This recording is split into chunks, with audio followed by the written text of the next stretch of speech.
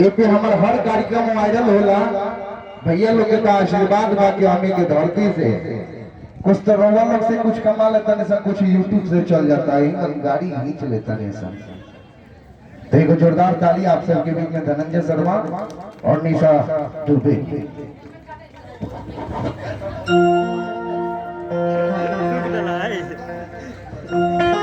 एकरा के लोड करा, एगो बात ही हमके बोलली है, एकरा के लोड करी कल जला भैया बैकअप बंद करा, बैकअप बंद करा, एकरा को वायरल कर दिया।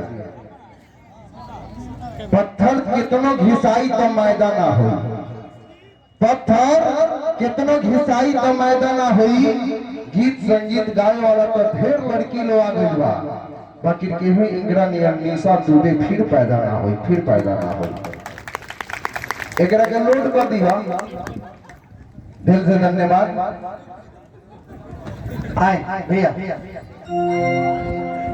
संगल भैया हमारे स्टेज चार जन, चार साढ़े चार जन, 4:30 पौने 5 जोन करेगा बकुल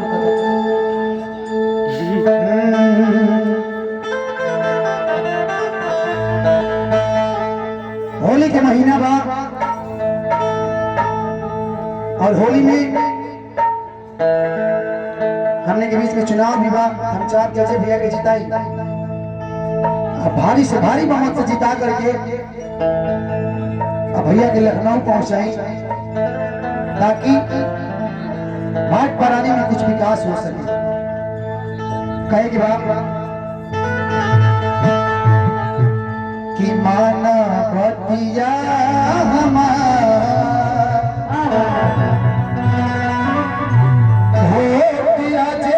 भैया के दिया कि मन बतिया हमारी मान बतिया, मान बतिया हमारी, मान बतिया हमारी।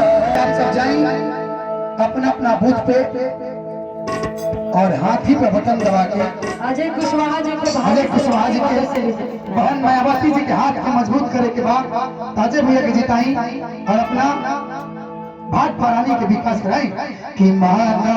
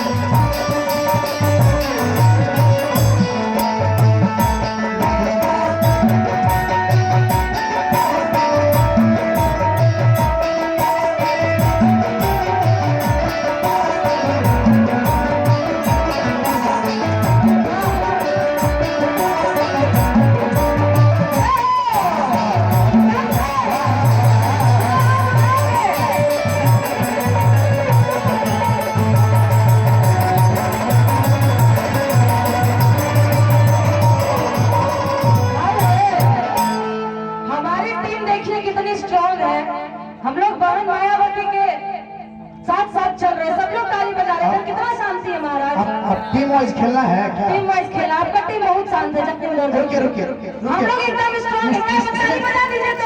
सुनिए सुनिए, निशा जी का वनडे खेलेगा, T20 खेलेगा। तारा जोन खेलेगा वो तो आप बताइए, आप बताइए 20-20 खेला जाए। हम T10 डिले कम करिए, इसका डिले कम करिए। हम T10 खेलब T10 मतलब 10 ओवर में मारो ना तो जाए तो भैया खाली एगल तो है साथ उठे खाली मारता अजय भैया के मारता हाथ उठे आहे दादा ना भाषा होनिया कुछ लोग कहता जाओगा महादेव पीछे से 10 मिनट भागो महादेव जरूरत नहीं है। हाँ सुनिए, आपका हाथ दिख रहा है ना? रुक जाए तो एक बार खाली हाथवा सबको उठा देता।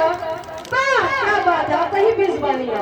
सही में लोग इस चर्चा में गावे लगा ले खाली हम लोग चर्चा वाले लोग ही हैं। कल है ना से भैया कल उठा दे खाली अच्छे भैया के लिए एक बार जोर दाता ताली बजाई तो और सही आई लव यू। जा तरह खराब हो गई मामला। ए सुना सुना जब मर्द के बात आवेला तो भाई खाली एक खड़ा हो लाख जाए। से ना बोलो तो तू लोग गईला जब बैठा ना होने। देखना है किसमें कितना दम और कितना पानी है। और एक तरफ महाराणा प्रताप तो तो एक तरफ झांसी की रानी है।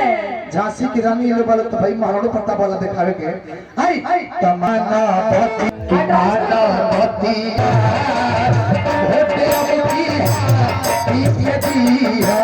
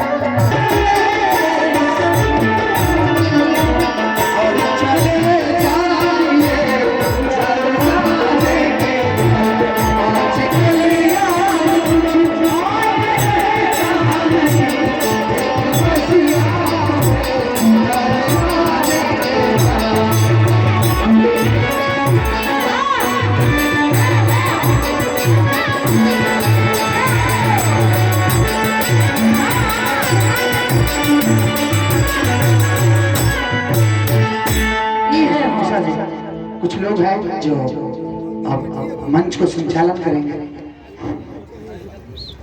मेरे सम्मानित सज्जनों, अभी आप सभी लोग जागृति जत्था के भाइयों को चुनावी मिशन गीत के विषय में सुन रहे थे।